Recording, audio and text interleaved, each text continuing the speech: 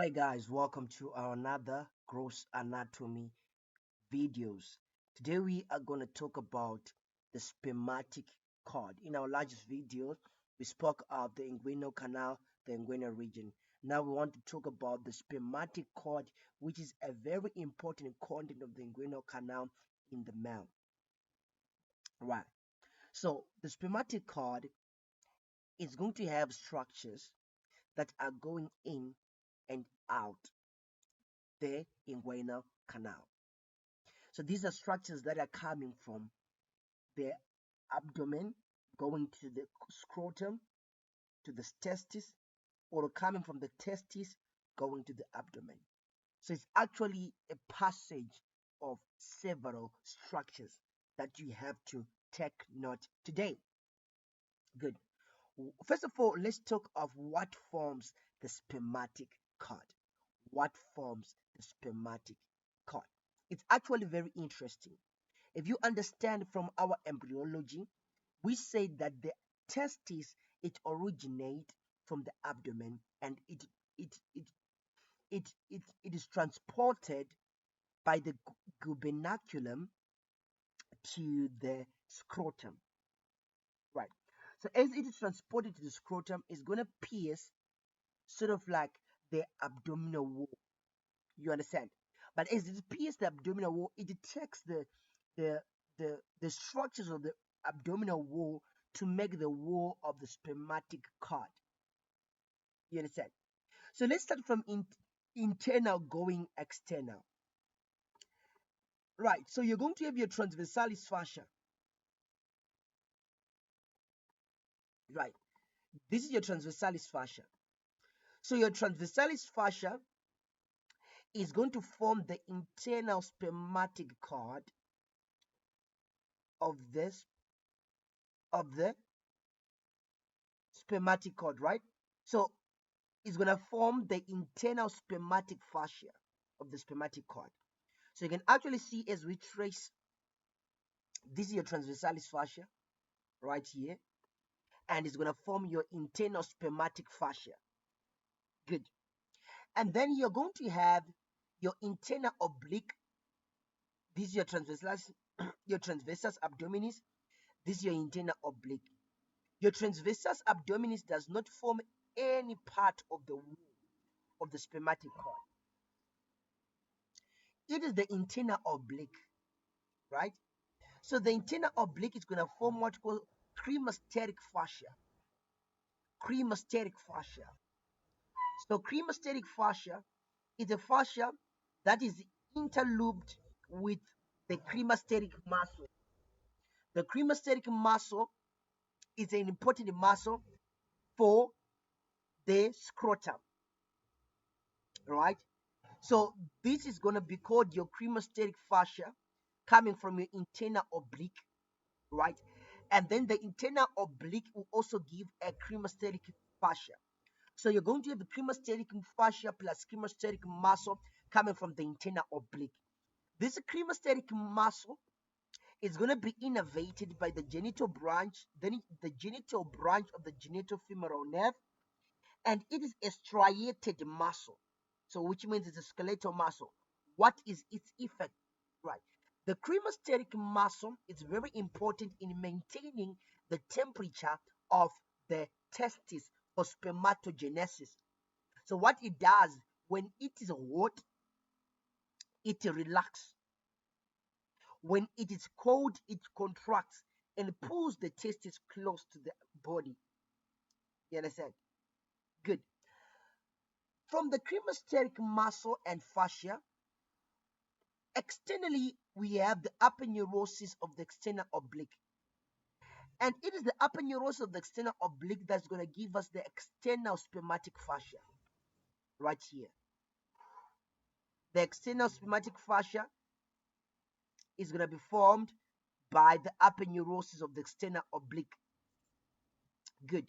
So the walls of the spermatic cord are also going to form the wall of the scrotum. Let's take a look at the wall of the scrotum. Right. Actually, this is a good diagram to actually give a picture of the wall of the scrotum. You understand now? Good. So let's take a look at the wall. This is your scrotum, right? So we're going to move from external or from superficial going to deep. So the first thing, we're going to have a pigmented skin, right? And then from the pigmented skin, we're going to have the subcutaneous tissue, which is the ductus fascia.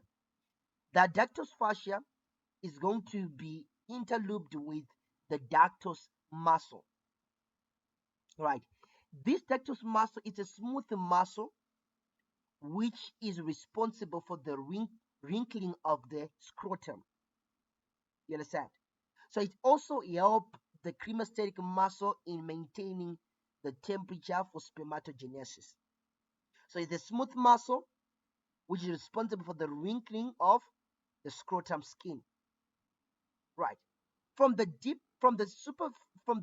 subcutaneous fascia, we are going to have the external spermatic fascia, right, formed by the aponeurosis of the external oblique. We are going to have the cremasteric muscle, which is we said it's striated, right, formed by the internal oblique muscle that will be originating from the lateral third of the inguinal ligament, together with the spermatic fascia, right? And then we're going to have the internal spermatic fascia, which is going to come from transversalis fascia, not the transversus abdominis. And then lastly, we are going to have a parietal layer of the tunica vaginalis, right? So you have vertical processus vaginalis, right? That will be connecting your peritoneum of the abdomen, right? And the extending peritoneum of your scrotum. But later it's going to obliterate, right? Its upper part is going to obliterate, and its lower part is going to form the tunica vaginalis, right? Which is going to give us a layer, which is the parietal layer, and a visceral layer that is in contact, covering the testis and the epididymis. And the layer between the visceral and the parietal, we are going to have a fluid, right? Which actually lubricates your testis, right? Good. So these are the walls of the scrotum, right? So let's take a look again now at the contents of the spermatic cord. What is found within the spermatic cord? What is there? Let's take a look. Right here we have a cross section of the spermatic cord. Basically, these structures are all going to be found in the spermatic cord. Remember, the spermatic cord, it attaches the epididymis and the testis, right? So you are going to have the following structures. So I'll start with the what we call this. This is what we call the vas deferens. The vas deferens, or the ductus deferens, is an important rigid structure that connects the tail of the epididymis to the ejaculatory tract. It's going to be passage of sperms during ejaculation. Remember, sperms are produced in your testes, stored in your epididymis, then transferred via your ductus deferens. So it's a rigid structure which can also be palpated externally, and it is about 45 centimeters long, right? And it's going to be supplied by an artery called a ductus deferens artery, which is a branch of the inferior vesical artery. You're going to look at the inferior vesical artery when it comes to your pelvis and perineum. But as for today, you just need to understand that the ductus deferens is 45 centimeters long, conveys sperms from the tail of the epididymis to the ejaculatory duct, and is supplied by a branch called the artery of the ductus deferens, which is a branch of the inferior vesical artery. Done. Number 2, let us talk about the testicular artery. Remember, testes, they develop in the abdomen and migrate to the scrotum. So the blood supply is going to come from the abdomen. So you have the abdominal aorta. At the level of A1, you're going to give what you call a testicular or gonadal artery. It's going to descend downward. It crosses the ureter, descend downward, and enters the deep inguinal ring inside the spermatic cord. And then it's going to give blood supply to the epididymis as well as to the testes. Take note of this. It originates from A1 portion of the abdominal aorta. Done. Let us talk about the right. The testicular artery is going to be surrounded by what you call the Pampiniform venous plexus. So as you can actually see in this cross section, let me zoom a little bit. Good. So this is your testicular artery is going to be surrounded by this Pampiniform venous plexus. The Pampiniform venous plexus is going to be made by up to 12 veins, and these veins will form sort of like a network around the testicular artery. Why? Because remember, we need to maintain the atmosphere in the testes to be 2 degrees or 1 degrees below the normal temperature of 37 degrees Celsius. So the Pampiniform, there's going to be countercurrent heat exchange, that the heat that is in the blood coming from the testicular artery, coming from the abdomen, will be exchanged or be transported to the blood coming from the testes going to the abdomen in the Pampiniform venous plexus. So this orientation is very important for countercurrent heat exchange. Good. So let's take a look at this Pampiniform venous plexus. The Pampiniform venous plexus, as it gets near to the deep inguinal ring, all these veins are going to combine and form one vein called the testicular vein. Take note of this. So we are going to have the right testicular vein, left testicular vein. The right testicular vein drains directly to the inferior vena cava, whilst the left testicular vein first drains into the left renal vein, and then it is the left renal vein that will drain the inferior vena into the inferior vena cava. You understand? So you just have to understand that the inferior vena cava is to the right of the abdominal aorta. So the right testicular vein drains directly into the inferior vena cava. But since the left testicular vein is away from the inferior vena cava, it has to drain first into the left renal vein and lastly drains into the inferior vena cava. Done. Within this spermatic cord, you have what you call a genital branch of the genitofemoral nerve.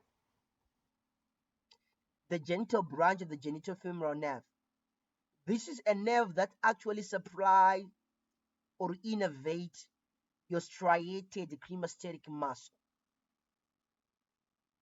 Your striated cremasteric muscle is innervated by the genital branch of the genitofemoral nerve coming from L1, L2 lumbar plexus, as we're going to see. Good. Right. We are also going to have some lymphatics. The lymphatics present in the testicular cord are going to the lumbar vertebrae. These are lymphatics of the testis. Let's take a look at the diagram. Right. So remember, the testes originate from the abdomen. Therefore, its lymphatic system will drain into the abdomen. So these are your testes, right? And you can see these arrows. They are saying that the lymphatics that is going to be lymphatic vessels that are going to be found in the spermatic cord will drain into what you call para para aortic lymphatic nodes around level A1. What is found on the level A1? That's your transpyloric plane, if you remember. That's where you have your para aortic lymphatic nodes, right? And then the lymph of the scrotum, since the scrotum is not formed in the abdomen, no. So the skin of the scrotum is going to drain into your medial group of the superficial inguinal lymph nodes.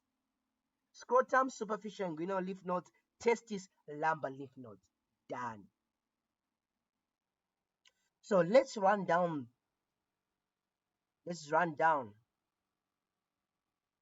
Right, so we said within the spermatic cord, we have the testicular artery. You can actually see the testicular artery coming from L1, abdominal, aorta, and then it is going to be surrounded by the Pampiniform venous plexus, right, which will form the right and left testicular vein. The right testicular vein drains directly into the inferior vena cava, while the left testicular vein drains into the left renal vein, right? And we say that we also have a nerve that is called the genital branch of the genitofemoral nerve that will be responsible for supplying the cremasteric muscle, right? And then we also said that within this testicular cord, we have what you call your ductus deferens. Ductus deferens. You can actually see the ductus deferens, 45 centimeters, 45 centimeters long, that connects the tail of the didymis to the ejaculatory duct and transport sperms via ejaculation. We also say that within this, you're also going to have some sympathetic, you're also going to have some autonomic nerves that will be supplying the testicular artery as well as the ductus deferens. These testicular nerves, they will be sympathetic and parasympathetic as well, right?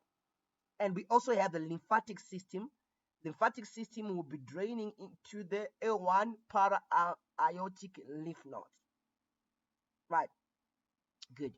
So that's everything that you have to understand and know about the contents of the testicular cord. Let's take a look at some clinical correlates. Right, so the first clinical correlate I want to understand is what you call cremasteric reflex. Cremasteric reflex. So what happens is this. When the medial upper portion of the thigh is stretched, there's going to be an upward movement of the testis at that side. That's cremasteric reflex, right? So let me take a look at this diagram. If it is, though it is mainly it is mainly possible in babies, that is where there is a hyperactivity, right? So if you scratch here, there's gonna be this testis at this side is going to rise. That is what you call the cremasteric reflex. You understand? So if you remember, we said the cremasteric muscle is supplied by the what? The genital branch of the genitofemoral nerve. So the genital femoral nerve, it will give the genital branch that will go to the cremasteric muscle, and it's also going to give another branch which is called the femoral branch of the genitofemoral nerve that will supply cutaneously the skin here. So when you stretch here, you're also going to have some afferent uh some afferent some afferent sensation that will cause the contraction of the cremasteric muscle. So that's what you call cremasteric reflex. Very important, right? And then we have another which we call varicocele. Varicocele. Let's look at that one. Right. So since the testicular vein drains differently, The right testicular vein drains into the inferior vena cava. The left testicular vein drains into the renal vein. So if you are going to see the renal vein, the left renal vein, right, the testicular vein is going to drain 90 degrees to the renal vein. So in varicocele, you have a distension or dilatation of the Pampiniform venous plexus. And take note, varicocele mainly occurs in the left side. In most cases, they occur in the left side. Why? Because it is the left side that will be draining in a high pressure zone of the left renal vein. The right drains in the low pressure zone, which is that cover. You understand? So, as the left testicular vein is draining in the left renal vein at a 90 degree, if there is cancer or a tumor in the left kidney, right, this can actually cause the right the left testicular vein, right, to be blocked, that it won't be able to drain the, um, into the left renal vein. So this will cause distension of the Pampiniform venous plexus, which will be referred as varicocele. Right. So thank you so much. This is everything that I have for you today for the spermatic cord. Take care.